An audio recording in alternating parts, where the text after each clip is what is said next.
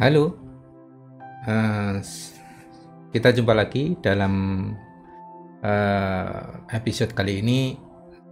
Saya akan berikan gambaran atau perihal dasar pada konteks akustik, perancangan akustik ya secara umum. Jadi pada bangunan khususnya ya. Jadi dalam arsitektur itu memang terdapat permasalahan yang sangat kompleks dari sisi bangunannya sampai berdiri. Maka dari itu saya tidak akan membahas uh, dalam perihal yang spesifik, tapi saya akan bahas dalam uh, tingkat atau kategori yang umum. Namun hal tersebut bisa paling tidak bisa memberikan acuan kita pada waktu kita membuat sebuah rancangan bangunan atau arsitektur. Kita ketahui bahwa bangunan pada sisi secara akumulatif itu akan memuat masalah kenyamanan termal, kemudian pencahayaan, kemudian juga penyelesaian masalah akustik. Nah, akustik ini memang tidak semua bangunan dituntut dalam keadaan yang cukup spesifik masalah penanganan akustiknya. Namun pada umumnya langkah-langkah yang harus dilakukan pada bangunan secara umum bisa memberikan dampak yang baik pada perancangan bangunan kita. Jadi bahwa kita ketahui bahwa beberapa bangunan juga menuntut terdapat sebuah penanganan akustik yang cukup spesifik, terutama masalah masalah penanganan reverberance time atau RT 60 sehingga agar tidak terjadi gema atau gaung pada interior bangunan tersebut. Jadi beberapa gedung seperti teater, gedung pertunjukan, dan beberapa gedung yang lainnya yang menuntut situasi akustik yang bagus pasti akan memperhitungkan hal-hal tersebut. Namun paling tidak kita bisa memberikan ancang-ancang pada bangunan kita ya, meskipun tidak spesifik untuk bangunan pertunjukan musik. Nah, kita pahami bahwa bangunan itu sendiri dari sisi eksterior dia mempunyai tuntutan khusus biasanya dari seorang arsitek karena tuntutan estetika atau yang lainnya, maka terdapat sebuah proses pembentukan bentuk bangunan yang spesifik. Nah, demikian pula pada waktu kita sudah mencapai 80% atau 75% penanganan struktur konstruksi, biasanya di sana juga mulai diperhitungkan masalah fitting atau penyesuaian dengan komponen-komponen interior ya, akustik, khususnya kalau memang pada gedung-gedung seperti yang terlihat di latar belakang saya ini ada sebuah gedung teater yang mungkin dari sisi bentukan memang cukup dinamis, dan itu menuntut tidak semata-mata karena tuntutan estetika, tapi sebenarnya juga pada tuntutan penanganan performa atau kinerja dari akustik, yaitu menurunkan menutupi atau menurunkan noise ya, sumber-sumber noise atau mungkin menghindari tempat-tempat yang blank spot ya. Jadi memang penanganan akustik ini tidak bisa lepas dari sebuah perancangan bentuk dari interiornya ya, biasanya umumnya seperti itu. Jadi kalau kita sudah berurusan dengan interior, biasanya juga berurusan dengan akustik ketika interior tersebut membutuhkan sebuah penanganan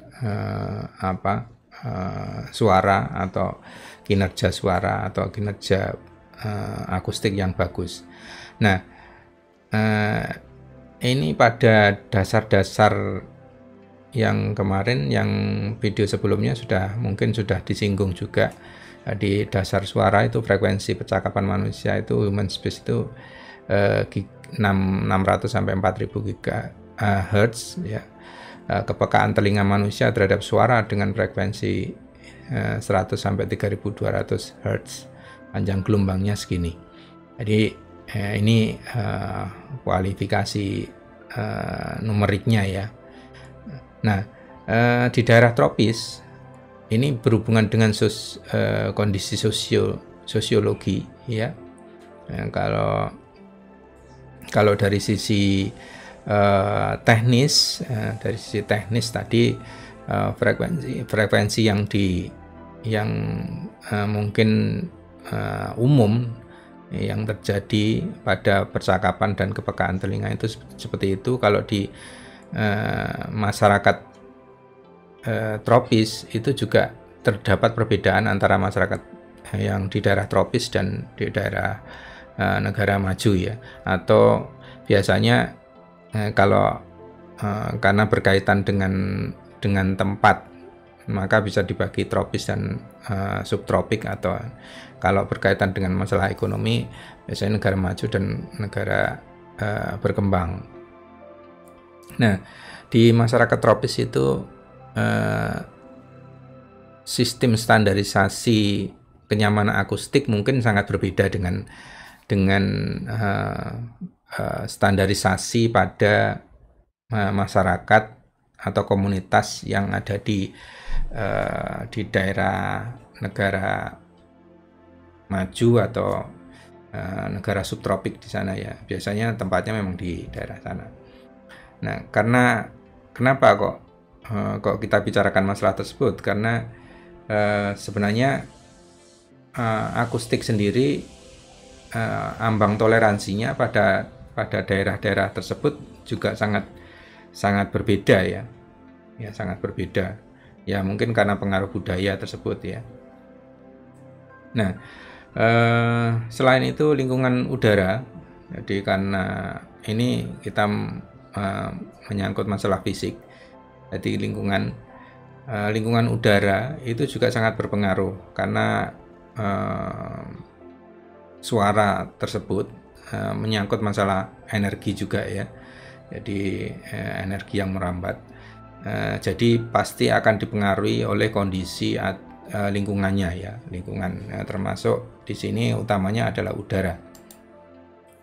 Nah, dalam lingkungan arsitektur, tujuan untuk akustik itu sebenarnya ya ini kalau kita lihat kita bersinggungan biasanya karena objeknya sama ya, biasanya dalam sisi penanganan aspek di disiplin ilmu fisika, bangunan kalau dari sisi arsitektur menyediakan ruang perlindungan terhadap termal, atmosfer, cahaya dan bunyi dari lingkungan luar. Dan kalau dilihat dari sini kita bisa lihat bahwa bangunan yang kita buat itu sebenarnya adalah elemen untuk menyaring atau melindungi kalau memang itu dalam sebuah gangguan dari aspek-aspek yang mengganggu dari luar ya, baik cahaya, meskipun itu sebenarnya juga dibutuhkan ya. Jadi kalau kita bahkan suara dari luar itu juga dibutuhkan ya, baik secara teknis maupun psikologis ya. Karena kalau teknis kita supaya terjadi ambient yang bagus dan secara kategori sosial kita berada dalam sebuah lingkungan, ya, dalam lingkungan. Nah, kalau dari sisi psikologis juga itu sangat mengerikan kalau kita sangat berada pada kondisi yang sangat sunyi dan tidak ada bunyi latar yang ada di sekeliling kita, ya. Dan itu juga memberikan dampak pada bangunan. Nah, tujuan dari bangunan tersendiri dalam arsitektur merupakan sebuah penyaring, ya, filter, ya, dan juga menjadi lingkungan buatan yang bisa memberikan kesesuaian kebutuhan terhadap kondisi atau metabolisme dari metabolisme ataupun kebiasaan sosial dari pengguna, ya, masyarakat, ya, tentunya. Nah, akustik lingkungan sendiri sebenarnya fungsinya untuk apa, ya? Untuk pengendalian bunyi secara arsitektural, ya. Jadi antara lain kalau di breakdown lagi, kalau kita pilah-pilah lagi, ya, menciptakan kondisi mendengarkan secara ideal, ya. Jadi ruang tertutup maupun ruang terbuka. Jadi pada kondisi yang tidak ideal memang pendengaran akan terganggu, bisa tidak jelas ataupun terlalu keras, ya. Terlalu keras juga akan sangat menyakitkan secara fisik. Nah, jadi pengendalian bunyi ini termasuk menjadi beban dari bangunan sebenarnya, ya. Jadi bangunan. Jadi kenapa kita kita berada di dalam bangunan itu sesungguhnya, ya, sejatinya untuk memberikan kesesuaian terhadap habit kita, perlindungan yang cukup terhadap bising dan getaran yang berlebihan. Tentunya ini yang bisa diemban oleh sebuah bangunan. Nah, ini pada prinsipnya pengendalian bunyi secara arsitektural itu mengurangi bunyian atau yang bisa mengganggu ketika kita berada di dalam bangunan. Jadi prinsipnya bangunan itu tadi memberikan batas atau memberikan penyaring antara ruang luar yang mungkin terjadi bising yang terlalu tinggi menjadi dikendalikan menjadi sesuatu yang bisa lebih memberikan kenyamanan pada proses aktivitas kita di dalam ruang.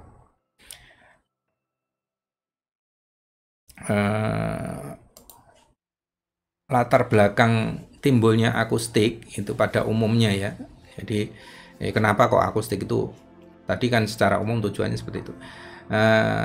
Kenapa secara arsitektural, ya, latar belakangnya kenapa kok timbulnya pengaturan pengendalian akustik dalam bangunan itu ini. Jadi satu, tentang kebutuhan akan kapasitas penonton yang banyak, ya. Biasanya ini karena untuk gedung-gedung pertunjukan atau teater atau yang lainnya, yang gedung pertemuan yang memuat banyak orang di dalamnya. Nah, itu perlu diatur, dikendalikan, ya. Nah, kalau tidak dikendalikan akustiknya jadi bisa kacau, jadi tidak akan nyaman, ya. Jadi kebutuhan akan kapasitas penonton yang besar itu akan menuntut pengaturan akustik, ya.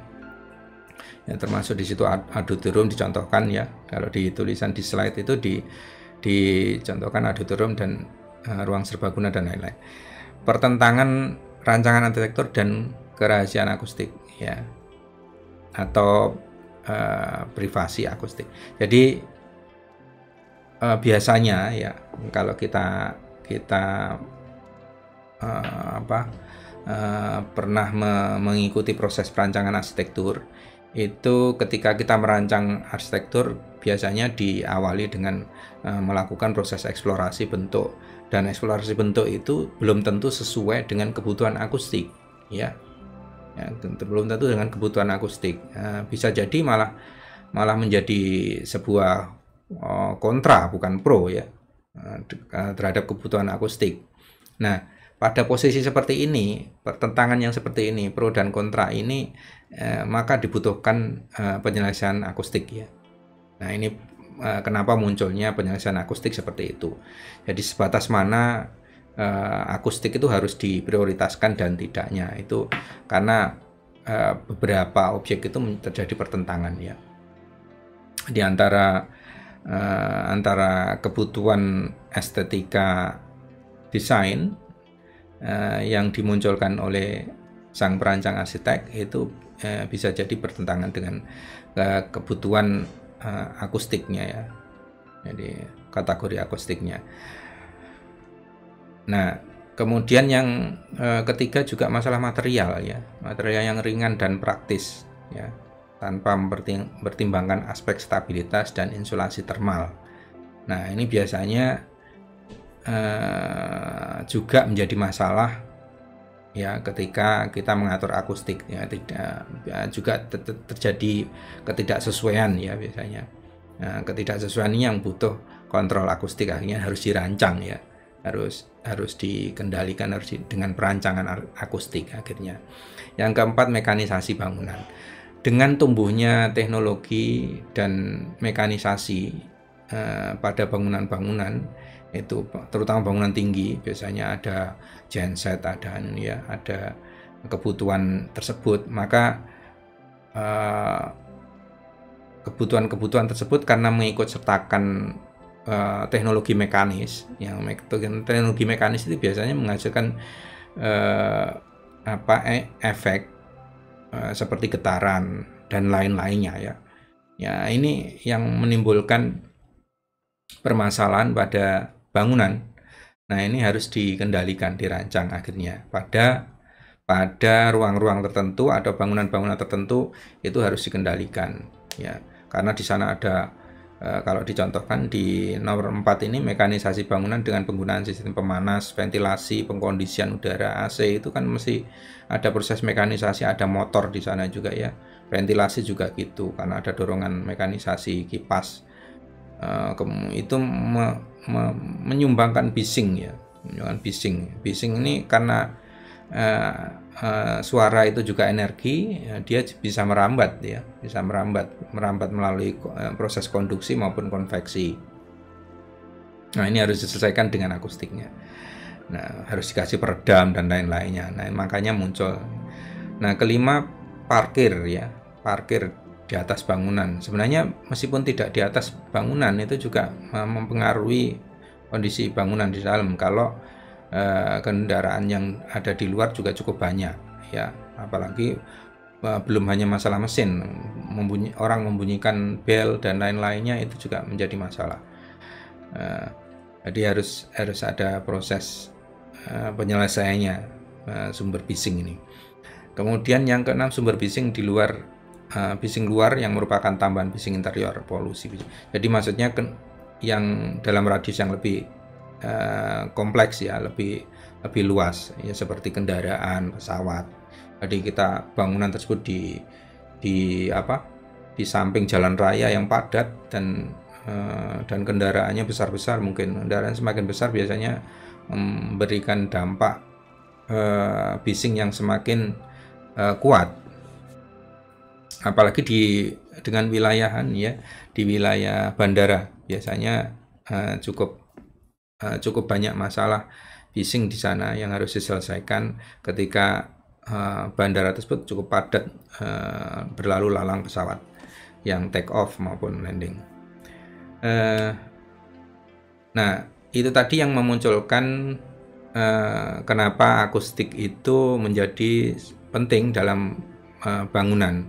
Paling tidak rumus-rumus umumnya yang harus dikendalikan itu harus dilakukan secara alami ya, sebelum terdapat penanganan secara artifisial ya. Secara alami, secara lingkungan, arsitektur lingkungan itu harus ditangani dengan baik, dengan langkah-langkah yang memberikan kemungkinan memberikan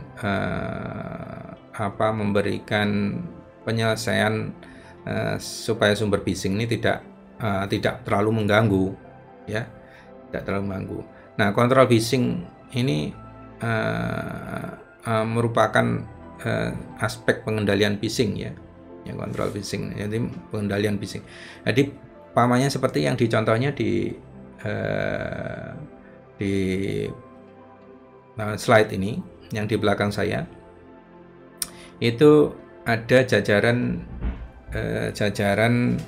bangunan-bangunan yang ini, ya, yang akan dibangun dalam bentuk ini.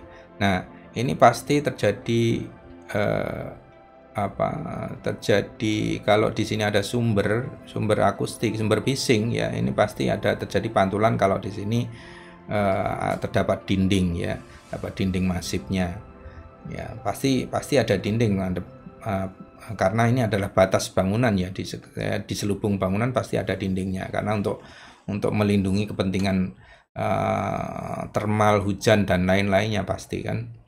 Nah, jadi dinding-dinding ini sebagai pemantul, jadi kita harus menyelesaikan rumus umumnya dari akustik lingkungan ini. Kemudian juga karena dia energi, ya, pasti ada rambatan, menembus dan lain-lainnya.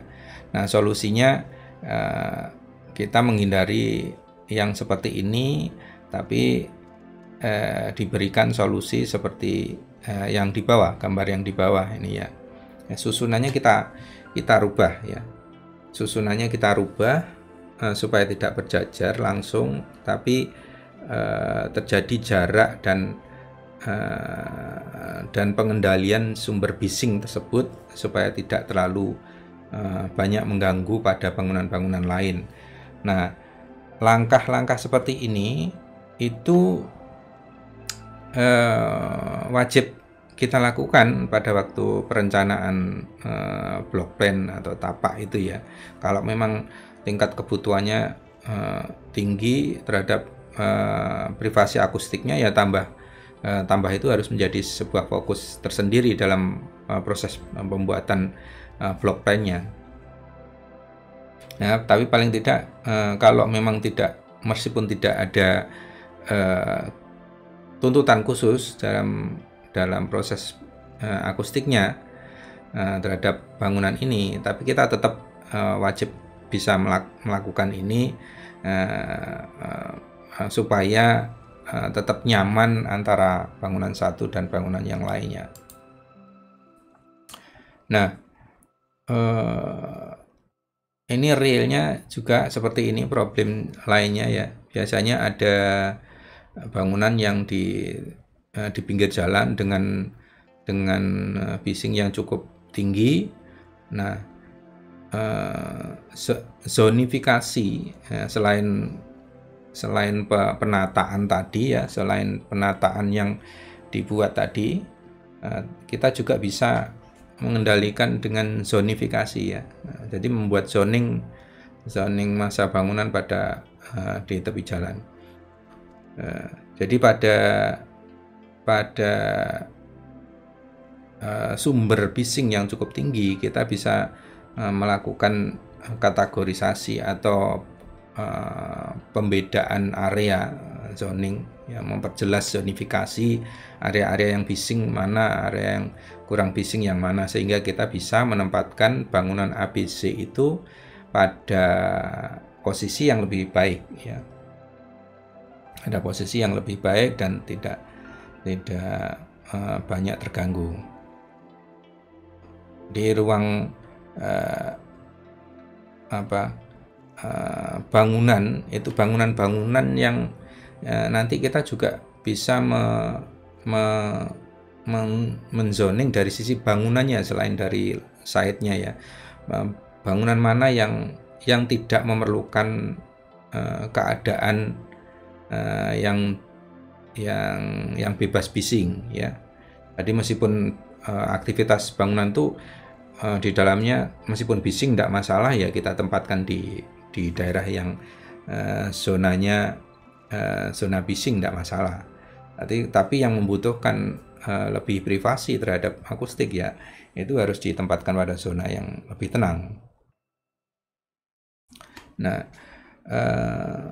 contoh lain untuk mengendalikan ini dari sisi posisi ya, posisi bangunan. Jadi permukaan bidang yang luas ya sebaiknya dihindari untuk masalah penerimaan akustik ini ya. Jadi dihindari supaya supaya tidak terlalu banyak bidang yang luas, karena dia akan menerima energi bising ini ya, energi suara yang merambat di sini melalui udara itu juga cukup tinggi yang diterima pada bangunan. Kalau sudah pada permukaan yang luas, maka akan dirambatkan pada ruangan di dalam. Nah, solusinya apa ya? Solusinya kita menghadapkan, kalau memang sumber bisingnya dari sini ya, dihadapkan pada permukaan yang cukup pendek saja ya, permukaan yang pendek, tidak usah permukaan yang luas, untuk supaya mengurangi sumber bising yang didapatkan pada bangunan tersebut. Nah, problem lainnya mungkin ini, jadi bising akan merambat pada ruang di sebelahnya dengan mudah dan langsung kalau ada bukaan ya, karena dia akan merambat dengan rambatan udara ya, Jadi rambatan udara akan karena berhadapan begini ya, makanya dia akan lebih mudah untuk penetrasi terhadap ruang lainnya. Nah, solusinya apa ya? Solusinya ini sejalan dengan kebutuhan privasi sebenarnya ya. Kalau kita buat zigzag seperti ini, jadi solusinya ini supaya tidak dibuat berselang-seling. Nah, jadi itu tadi kira-kira beberapa yang bisa kita lakukan ketika kita mengatur dari sisi lingkungan ya, dari sisi lingkungan. Nah, ada beberapa masalah dalam akustik arsitektur itu ya, yang biasanya terkendala ya. Kendalanya seperti ini. Satu, masalah ketiadaan lahan. Jadi tuntutan bangunan yang kecil dengan daya tampung yang luas, dan jadi adanya balkon. Nah, ini mengulangi yang kemarin, yang sebelumnya, sebenarnya menegaskan yang sebelumnya bahwa akustik itu muncul dari ketiadaan lahan selain yang tadi ya. Kemudian keterbatasan juga, perubahan sistem struktur bangunan, bangunan tinggi ya, ini karena ada mesin tadi ya, dan seterusnya. Saya kira ini sama seperti yang kita bahas pada awalnya tadi terhadap kebutuhan secara mekanik dan lain-lainnya ya. Nah, apa yang harus kita lakukan secara teoretik ya? Tadi kalau contoh-contohnya sudah saya sebutkan di sebelumnya, maka secara teoretik kita harus, kalau terjadi bising itu kan ada sumber suara ya, ada sumber suara, kemudian ada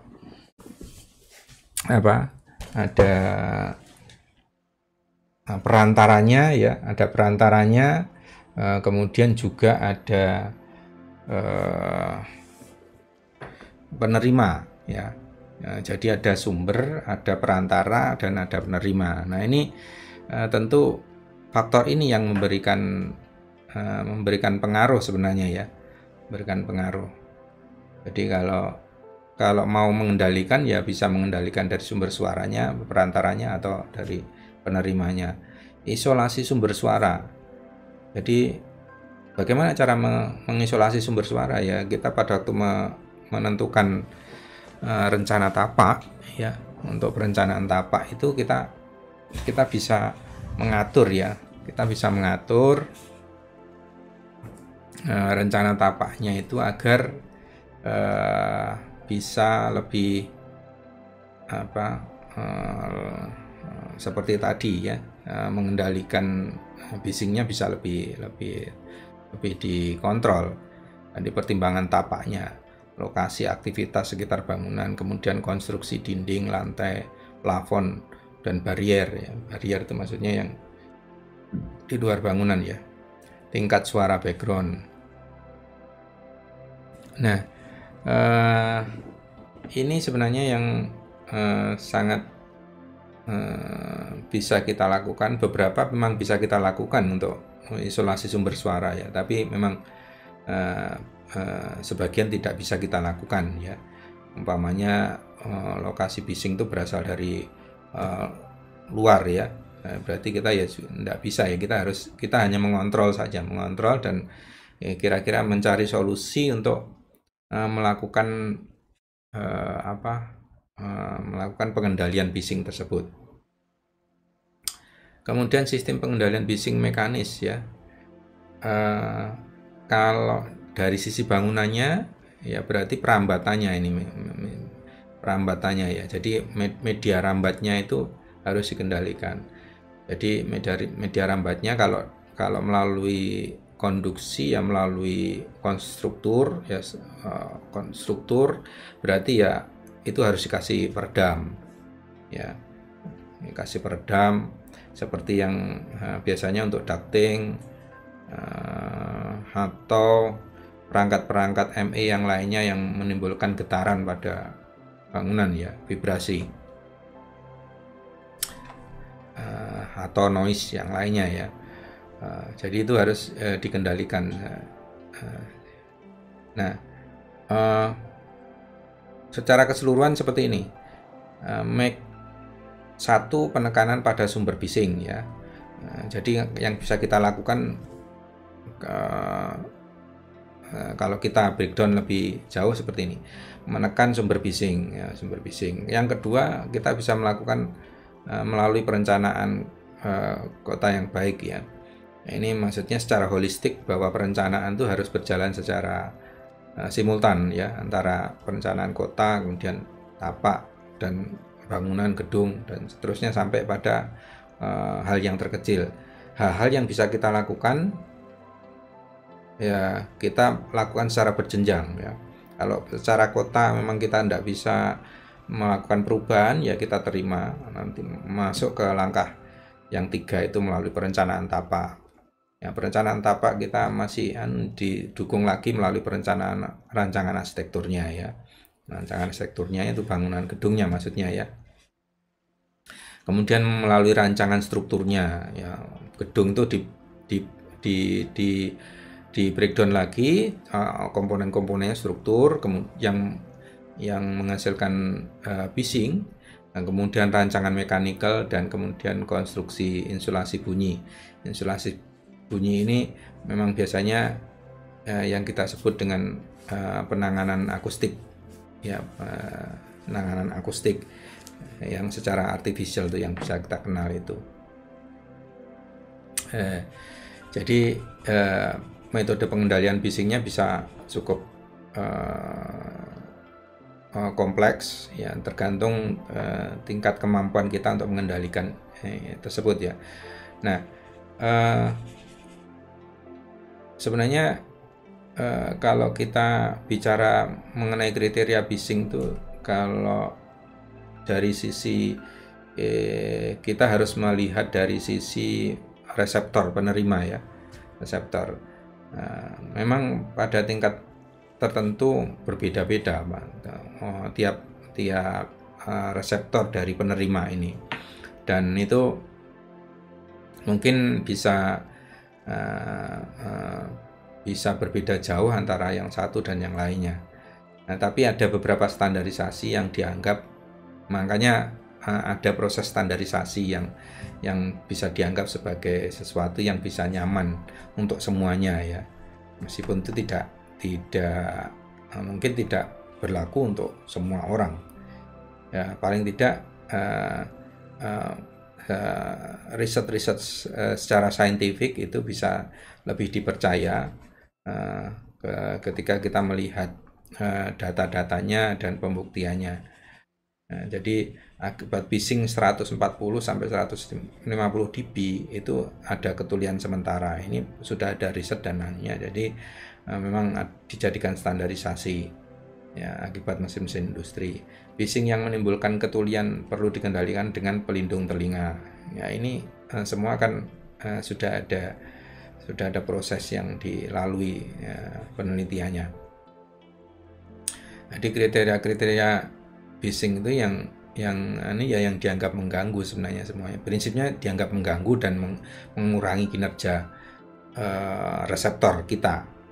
Itu intinya di situ. Ya. Jadi perlu adanya penanganan. Nah ini gambar ini skematik ini memberikan gambaran penyelimutan bising atau masking noise.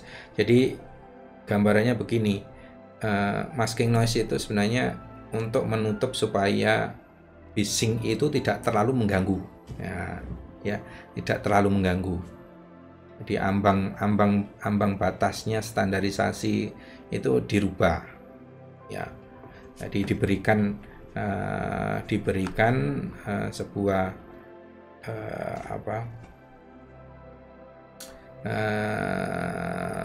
sebuah bising selimut, ya, bising selimut yang bisa meredam gangguan tersebut, ya. Ini prinsipnya tidak semua bising itu juga mengganggu sebenarnya. Ada bising-bising yang memang disengaja untuk supaya terjadi tidak terlalu merubah reseptor ini menjadi sesuatu yang lebih tidak mengganggu, ya. Nah, ada background noise, ada masking noise, ada electronic sound masking system, ada sound masking system. Nah, ini beberapa kriteria dalam bising, ya. Kalau background noise itu bising atau noise atau suara selain suara yang ingin didengar. Nah, jadi background noise adalah bising noise selain suara yang ingin didengar. Jadi ada orang bicara, berarti ada backgroundnya, background noise-nya, ada suara yang kita tidak ingin mendengarkan itu sebenarnya. Kita ingin mendengarkan percakapan itu, tapi ada suara di luar itu yang menjadi background. Nah, ini yang dinamakan background noise. Nah, masking noise itu adalah objektivitas akustik pada auditorium akan berubah jika level background noise-nya rendah, menyebabkan pembicaraannya menjadi tidak jelas, ya, dan musik menjadi tidak jelas, ya, clearnya. Nah, fluktuasi level bunyi yang lebih tinggi, jadi tidak bisa clear gitu, ya. Nah, karena adanya masking noise itu, jadi ditutupi, jadi tidak clear jadi suaranya, dan maka masking noise. Nah,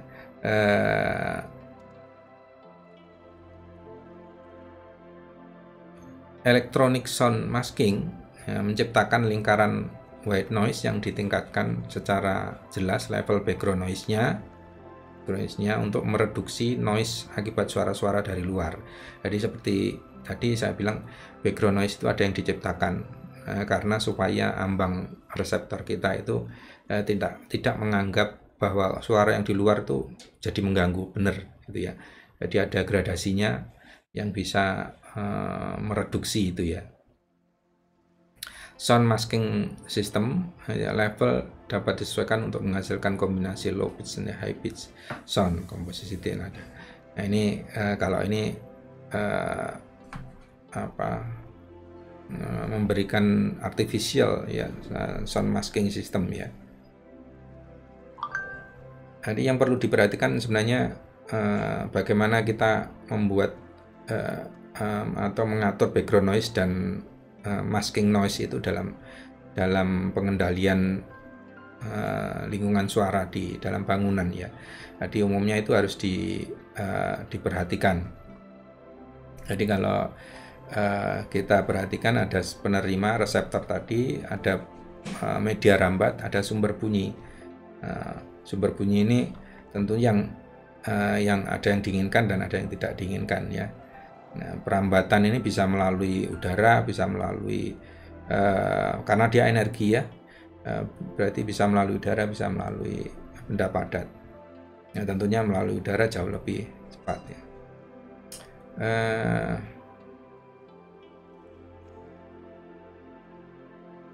Nah, bunyi ini dari sekian spesifikasi tadi sebenarnya bunyi itu ya ini teori dasarnya saja sebenarnya bunyi ya, yang dikatakan bunyi itu seperti apa.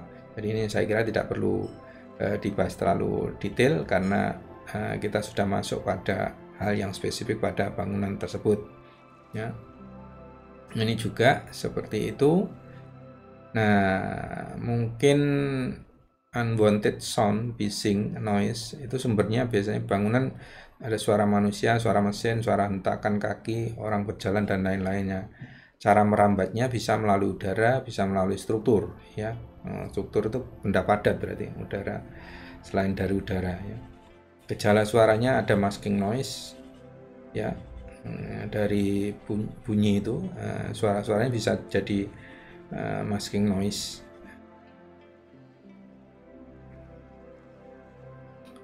Nah, ini membahas tentang masking noise dan background noise tadi ya.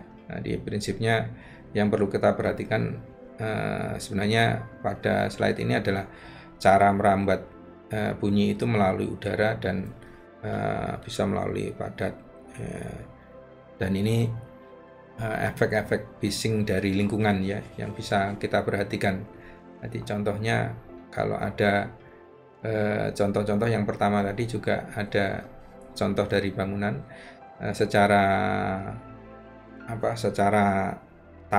tapak ya, kita lihat dari atas. Kalau ini secara vertikal juga sebenarnya terdapat proses pantulan dan lain-lainnya ya, seperti ini kalau bangunan tinggi. Nah, ini kalau seperti kita kalau di gua itu kita bisa diapit oleh beberapa permukaan samping kiri kanan kita ya, kita bisa, dan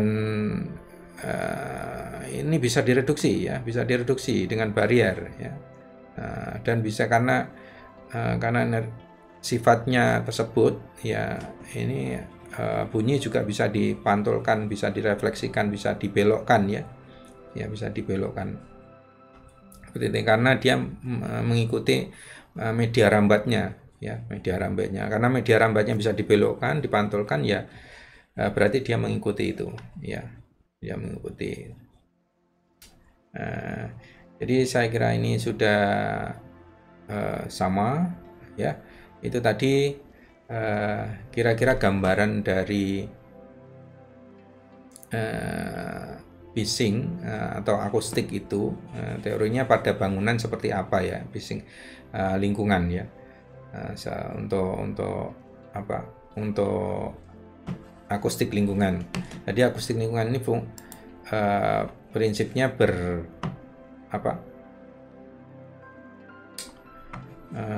membahas tentang pengaruhnya pada bangunan ya, akustik bangunan.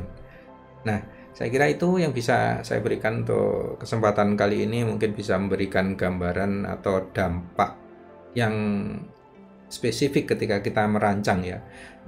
Jadi lakukanlah langkah-langkah tersebut, langkah-langkah pengendalian tersebut dengan menata posisi, paling tidak kalau kita berurusan dengan bangunan dalam tapak ya, kita mengurusi tapaknya ya, kemudian mengurusi bangunannya, pengaturan bangunannya, kemudian mengurusi komponen-komponen bangunannya, itu bisa Anda lakukan.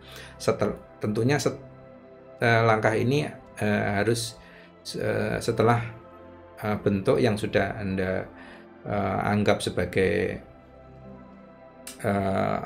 aspek estetikanya masuk, sudah bagus ya, kita bisa melanjutkan dengan assessment tentang masalah akustiknya ini.